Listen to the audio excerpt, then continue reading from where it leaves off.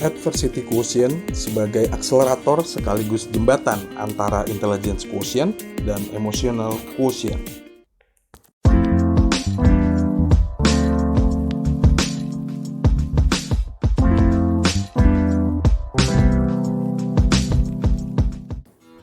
Dalam video saya sebelumnya tentang strategi mental agar berhasil, beberapa orang bertanya lalu apa kaitannya dengan IQ dan EQ? Bagaimana posisi EQ di antara IQ dan EQ? Agar lebih mudah memahaminya, mari kita belajar dengan studi kasus, khususnya dari kisah hidup beberapa orang yang sempat menggemparkan dunia. Yang pertama adalah Theodore John Kaczynski atau biasa dipanggil Ted Kaczynski. Dia adalah seorang matematikawan jenius dengan IQ 167 dan lulusan Harvard University. Namun kejeniusannya dimanfaatkan untuk menjadi seorang pembom. Dari tahun 1978 sampai 1995, ia mengirimkan 16 bom buatannya ke berbagai tempat di AS dengan menewaskan 3 orang dan belasan orang luka-luka. Akhirnya, pada tanggal 3 April 1996, ia ditangkap oleh FBI. Dari proses penyidikan diketahui bahwa motifnya adalah bentuk protes dari modernisasi dan revolusi industri. Diketahui pula bahwa ia mengidap gangguan kepribadian schizophrenia dan narcissistic personality disorder.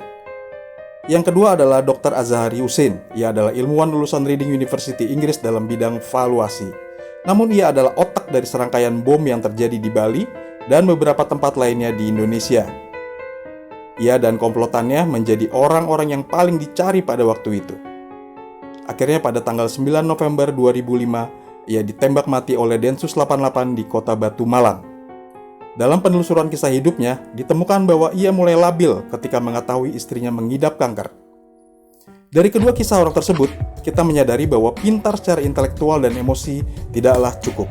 Dalam buku aslinya, Dr. Stoltz menempatkan EQ, IQ, dan EQ ke dalam bentuk segitiga. Ia memang menempatkan EQ di titik atas segitiga, tapi bukan berarti EQ adalah kecerdasan puncak. Kenapa? Karena jika kita cermati, segitiga tersebut adalah segitiga sama sisi. Maka setiap kecerdasan memiliki peranan yang sama penting dan saling mengisi. Dengan demikian, EQ adalah jembatan yang mengantarai antara IQ dan EQ. Lalu bagaimana pengaplikasikannya dalam kehidupan sehari-hari? Contohnya saja dalam hal perasaan. Misalnya, baru saja saya dimarahi oleh atasan karena laporan yang belum selesai. Lalu bagaimana perasaan saya dan pengelolaannya dengan IQ, EQ, dan EQ?